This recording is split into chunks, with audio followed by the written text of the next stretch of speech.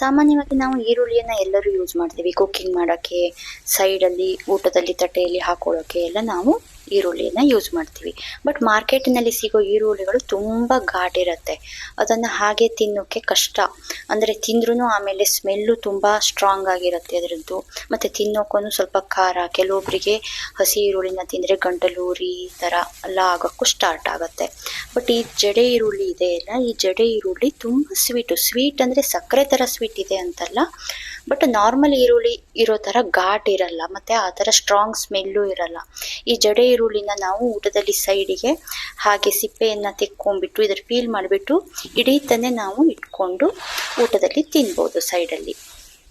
So ಇದು ತುಂಬ ಚೆನ್ನಾಗಿರುತ್ತೆ ಈ ಜಡೆ ಈರುಳ್ಳಿ. ಇದನ್ನು ನಾವು ಮಾರ್ಕೆಟಿಂದ ತಂದ್ಕೊಂಡ್ಬಿಟ್ಟು ಒಂದು 4 ದಿನ ಬಿಸಿಲಲ್ಲಿ ಸ್ವಲ್ಪ ಅವರು ಒಣಗಿಸಿರ್ತಾರೆ, ಬಟ್ ನಾವು ಚೂರು ಬಿಸಿಲಲ್ಲಿ ಒಣಗಿಸಿ ಒಂದು ಕಡೆ ಇಟ್ಕೊಂಡ್ಬಿಟ್ರೆ ತುಂಬ ದಿನ ಬರುತ್ತೆ. ನಾವು ಇದನ್ನು ಊಟದಲ್ಲಿ ಸೈಡಿಗೆ ಹಾಕ್ಕೊಂಡು ಆರಾಮಾಗಿ ತಿನ್ಬೋದು. ಕುಕ್ಕಿಂಗ್ ಮಾಡೋಕ್ಕೂ ಚೆನ್ನಾಗಿರುತ್ತೆ, ಬಟ್ ಕುಕ್ಕಿಂಗ್ ಮಾಡೋದಕ್ಕಿಂತನೂ ಇದು ಹಾಗೆ ಹಸಿಯಾಗಿ ತಿನ್ನೋದಕ್ಕೆ ತುಂಬ ಚೆನ್ನಾಗಿರುತ್ತೆ. ಸಲಾಡ್ಗಳಿಗೆ ಎಲ್ಲ ಯೂಸ್ ಮಾಡೋಕ್ಕೂ ತುಂಬ ಚೆನ್ನಾಗಿರುತ್ತೆ. ಆ ಥರ ಸ್ಟ್ರಾಂಗ್ ಸ್ಮೆಲ್ಲು ಬರಲ್ಲ, ತಿಂದಾದ್ಮೇಲೆ ಗಂಟಲೂರಿ ಆ ಥರನೂ ಏನೂ ಆಗಲ್ಲ, ತುಂಬ ಚೆನ್ನಾಗಿರುತ್ತೆ. ಬಟ್ ಇದೆಲ್ಲ ಕಡೆ ಸಿಗುತ್ತೆ ಅಂತ ನಂಗೆ ಗೊತ್ತಿಲ್ಲ. ನಮ್ಮೂರ ಕಡೆ ಅಂದರೆ ಉತ್ತರ ಕನ್ನಡ ಜಿಲ್ಲೆಯಲ್ಲಿ ಇದನ್ನು ಒಂದು ಕಡೆ ಬೆಳೀತಾರೆ, ಅಲ್ಲಿಂದ ನಾವು ತಂದ್ಕೊಬೇಕು.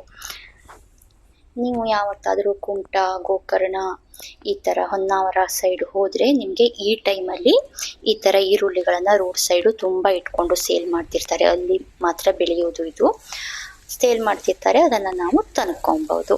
ಸೊ ನೀವು ಯಾರಾದರೂ ಆ ಕಡೆ ಟ್ರಾವೆಲ್ ಮಾಡ್ತಿದ್ದೀರಾ ಸದ್ಯದಲ್ಲಿ ಅಂದರೆ ಈಗ ಒಂದು ಮಂತಲ್ಲಿ ಮೇ ಎಂಡ್ ಒಳಗಡೆ ನೀವು ಮಾಡ್ತಿದ್ದೀರಾ ಅಂದರೆ ಈ ಥರ ಈರುಳ್ಳಿಗಳು ಸಿಗುತ್ತೆ ತುಂಬಾ.